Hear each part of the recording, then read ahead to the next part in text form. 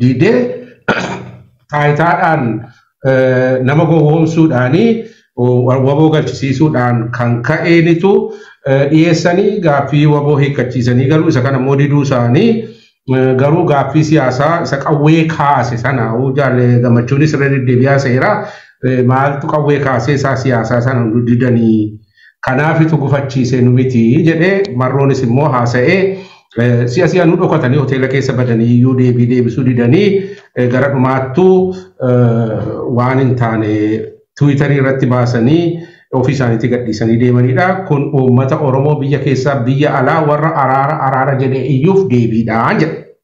Waa'ee araaraa marii araaraa laajise. Lammaffaa abaa'oo waboo kana erga ni dhaabbate asitti beekaas haa ta'u waldhaalaas haa ta'u karaa mootummaas haa ta'u karaa warra firaa holola hin taanetu irratti geggeeffama. Rakkoo garagaraatu irratti geggeeffama. Hololli geggeeffamu sanaaf immoo deebisaniiru kan jedhu yaada.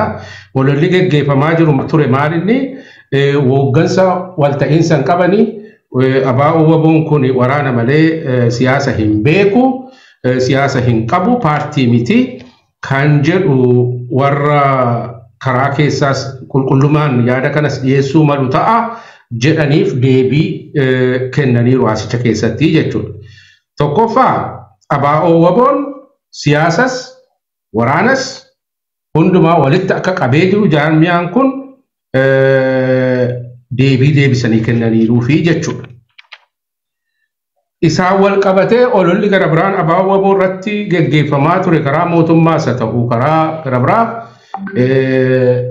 abaa'oo waboon nama saamtii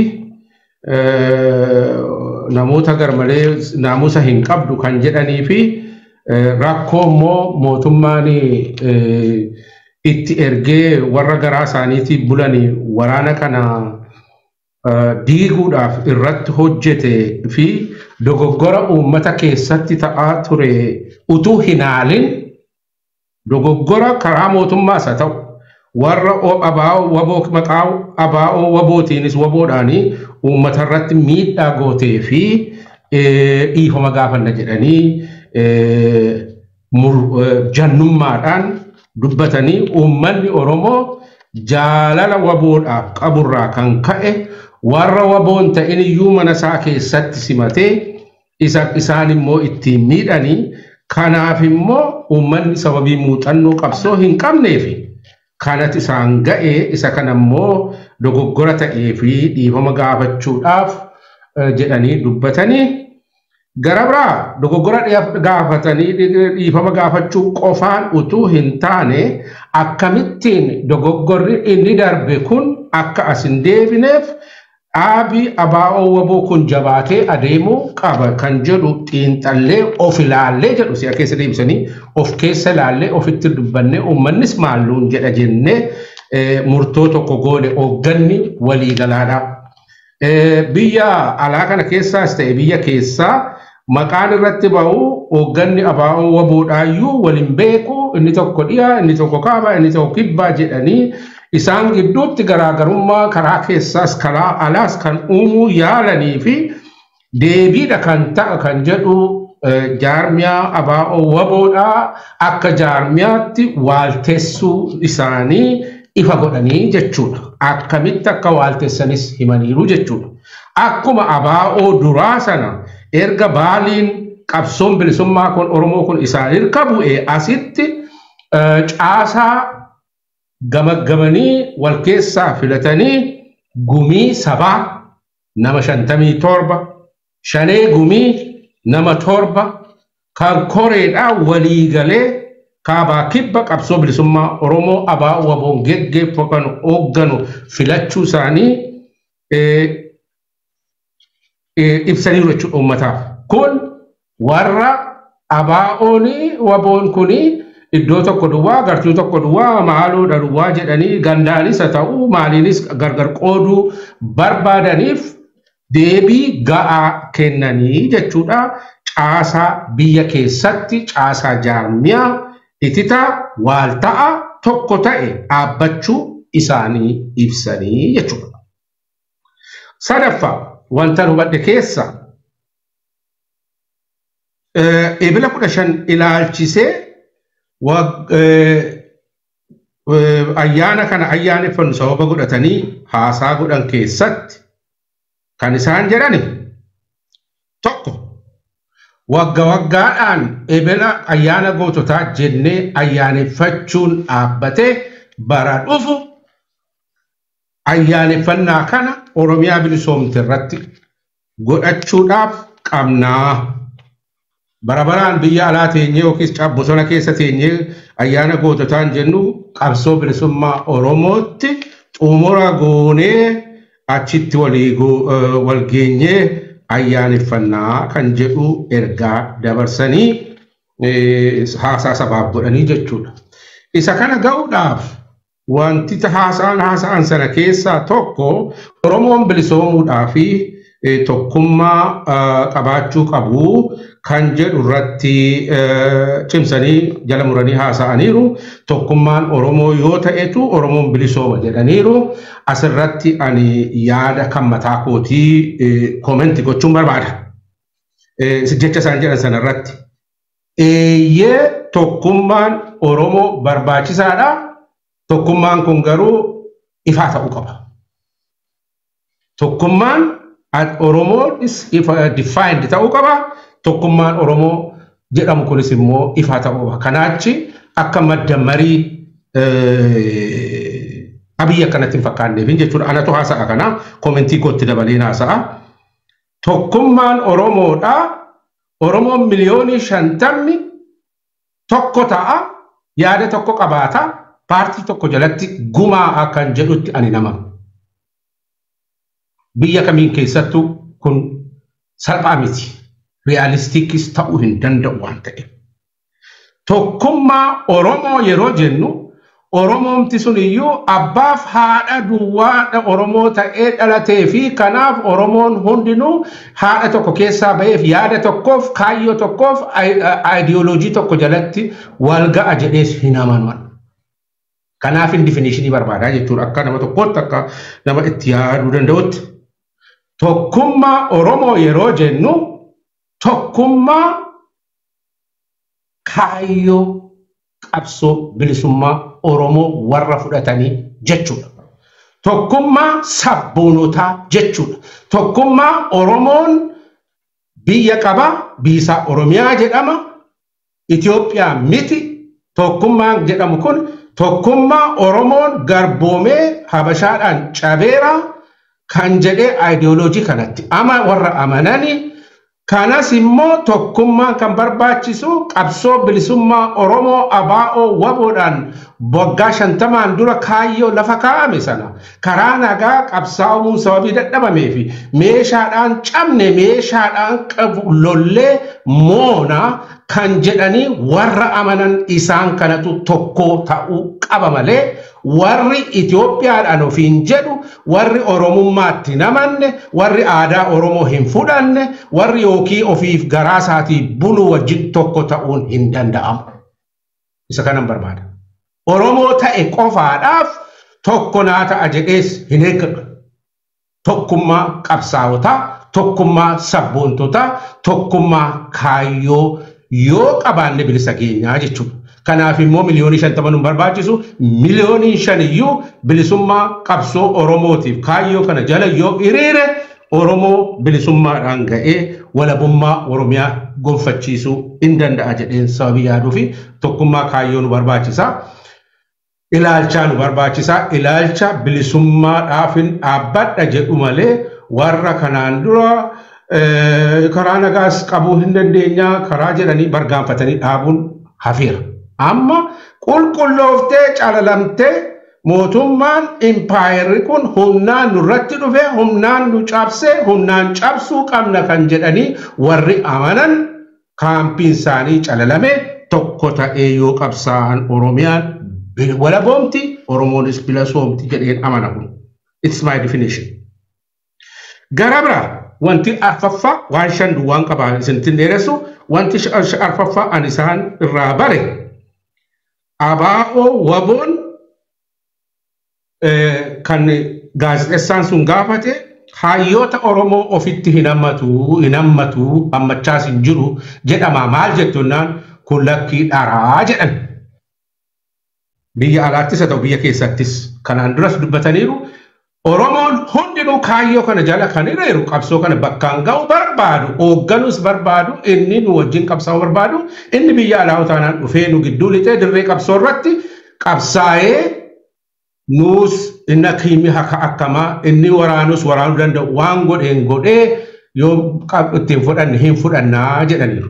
Inni biyya alaa ammoo waan danda'uun nu bira dhaabbachuu qaaba waan ta'e jedhanii jaarmiyaa biyya alaatti diriirfatanii yoo barbaadan horiidhaan nu deeggaruu dandeessu yoo kaanis immoo advookasiidhaanis hiriira nagaa ba'uunis nu gargaaruu dandeessu jedhanii labsii labsatanii akka burjaajiinii fi garaagarummaan ABO waboo keessatti hin dhalanneef seeraan dhabinni akka hin dhalanneef dinagdeen kennamus waaltaa tokko jalatti akka ta'uu fi namatti tolfanneerraa karaa sana nu gargaaruu danda'u jedhanii anigaa jaarmiyaa ABO waboo biyya alaa keessan jira waan ta'eef warra na dhaggeeffataniif kanan jedhu hayyuu Oromoo kan ta'e hundinuu gumaachuun danda'a yoo jedhe biyya alaa keessatti jaarmiyaa ABO biyya alaa keessatti dhaabbate keessa seenee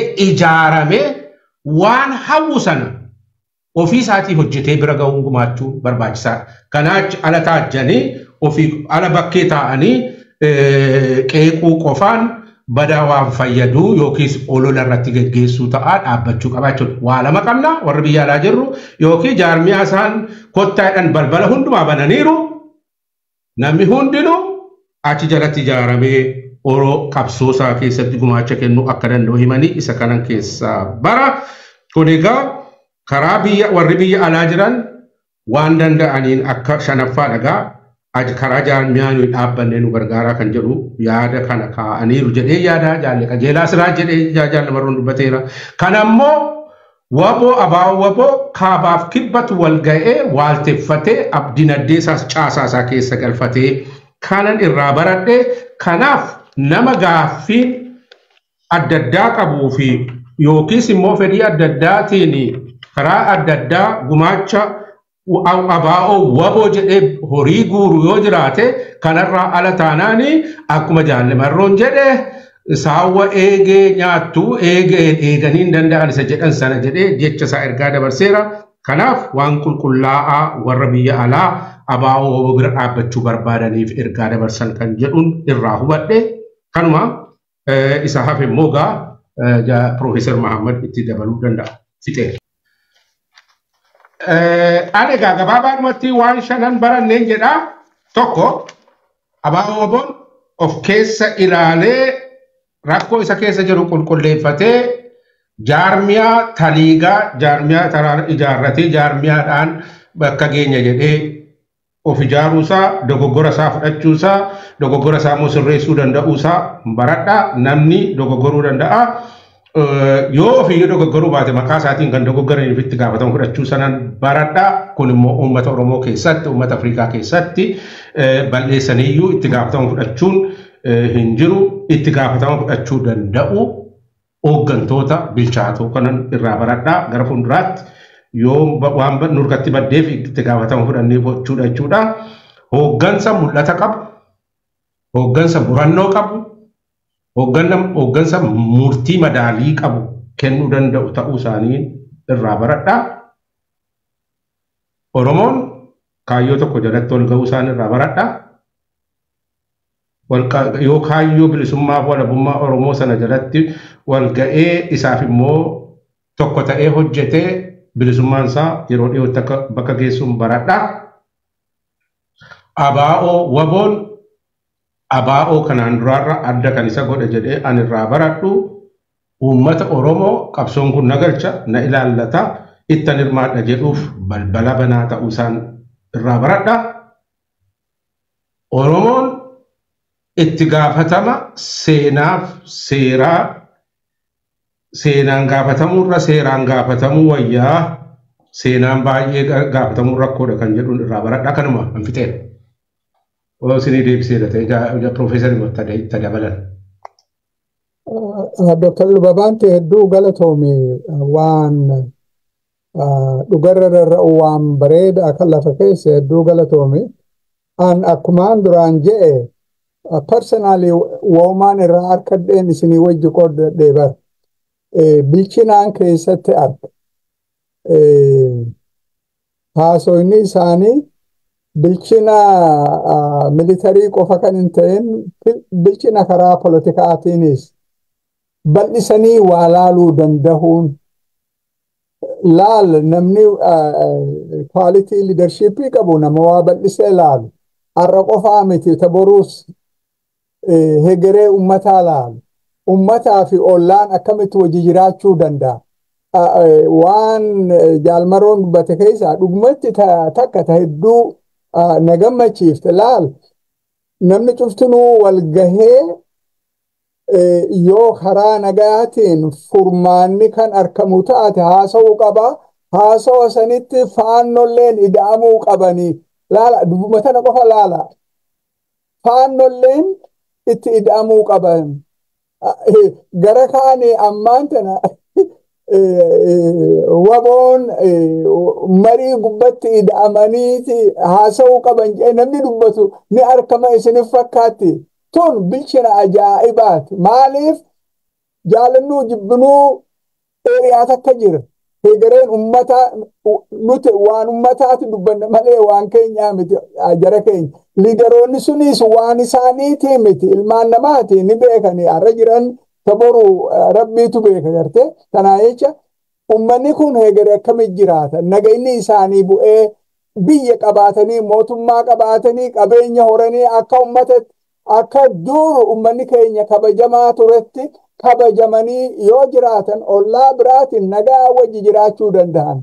Kanaa jecha ummata ollaatiin wajji yoo furmaanni argame hedduu gaarii jedhanii faannolleen itti hidhamuu qabdi. Rakkoon biyya hedduu komplikeetir taate karaa haasawaatiin dhumti. Laal jara keenya militarii histirii yeroo dheeraan barsiisaa ture.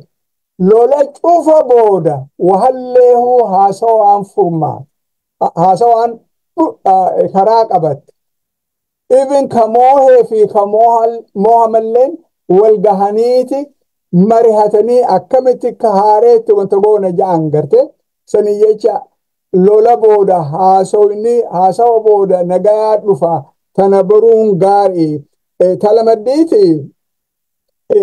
Fuula dura laaluu dandahuu isaanii kaniin itti arge laal riskii fudhannee ifii wareegamnee riskii fudhannee deemnee qoodarraa fudhannee nuti bannee ummanni keenya yoo wahitti bahan ummanni keenya akka ummatatti Oromiyaan akkan diigamne ijoolleen teenya afaan keenyaan akka baran seenaan ummata keenyaa akka seenaa ummata biratti baramuu akka qabu. Gaccimsanii afaan keenya guddachuu qaba. Yoo tun hidda hidhatte hegereen ummata keenyaa qaceeloo taate. Garte? Tanaa jecha an waan bilchinaatiin cufa keessaa waan bilchinaatiin arge. Ammaas kan Dr. Lubabantiin ja'an takka bareedduun laal liidara jechuun bar yoo badiin taate nama badii fudhatee korrekt ilmi namaa tokkollee ka waan balleessin hin jiru. Yoo faamilii qabaatan faamilii keessatti ni beeytan. Ilmi namaa in fact conflict dhaaba keessatti conflictiin jiraachuun 100% waan beekame dhaabuma cufa jechuu barbaadeeti. Dhaabni tokko organization tokko addunyaa irratti ka jiru mootummaa Ameerikaa irraa kaaftee addayyuu organization keessatti yoggayyuu conflictiin jira. Family keessatti conflictiin jira. Maal jechuu barbaadeeti? Conflict is inherent in human society. Akkamitti handle godhanii karaa qabachiisan. Bilchinni society akkamitti rakkoo jirtu furmaata laalan. Anamma haasawa isaanii keessaa isaan faarsuuf miti. Wooma dhugaa woomaan ittiin amanuu isin wajji sheer godhaa.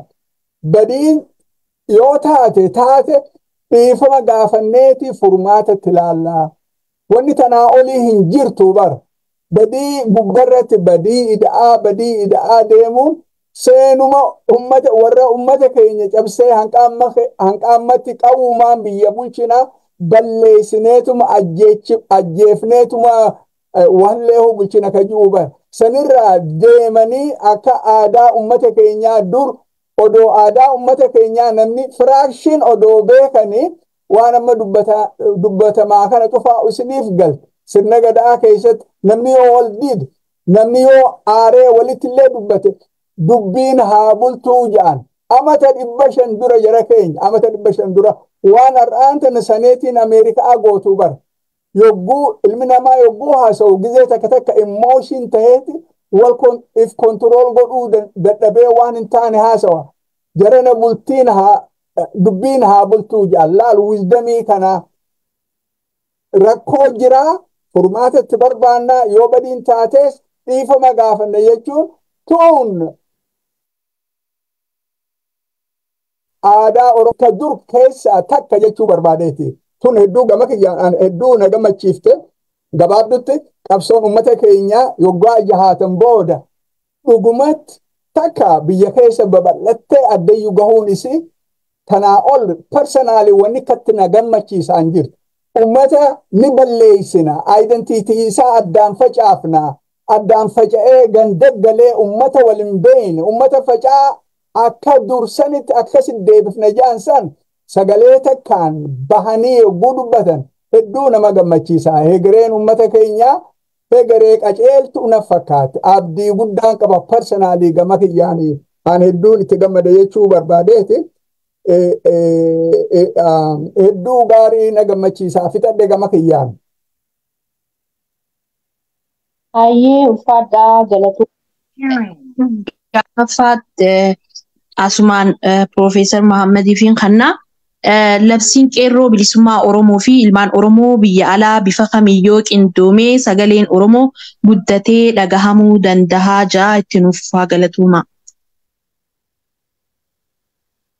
Obboleettii tiyyatun gaafii hedduu bal'oo yeroo hedduu ni qabna natti hin fakkaatu akka laalcha kiyyetti uummanni keenya yoo wal organize godhuu danda'e qeerroo bilisummaa ta biyya keessaatis ta alaatis uummata keenya kaasuu yoo danda'an rakkoon akkatti uummata keenya galgalaa ganama akka ibiddatti gubdu zamana nama manaa wajji guban keessatti tana keessaa bahuun qindaawanii namni keenya keessaahis alaa yoo ka'e maal jeenaan ja'a ji'a tokkoon fixxuu bara odoo uummanni keenya alaa alatti lafaa ka'uu danda'e. Labsiin qeerroo bilisummaa biyya keessatti uummata kaasu alattis yoo uummanni keenya ka biyya keessaa ka'uu eegale maal jeenaan ja'a boru ganama uummanni keenya kamma alatti kan faca'e kun rispoond godha waan haala biyya keessa deemutti. Keessaa takka hidhannaan alarraahis bilisignaan hedduu nama afan faajessu waan hin godhin hin qabani sun cuftinuuhu fiixee ganamaa taate ni baddi jechuu barbaadeeti. Yogguu qabsoon biyya keessaa karaa nagayaatiinis yaaminsa qeerroon bilisummaa goote tana namni rispoond yootti godhe alaatis akkasuma rakkoo uummata keenyaa xiqqeessiti akkasitti ilaala obboleettii tiyya gama kiyyaan.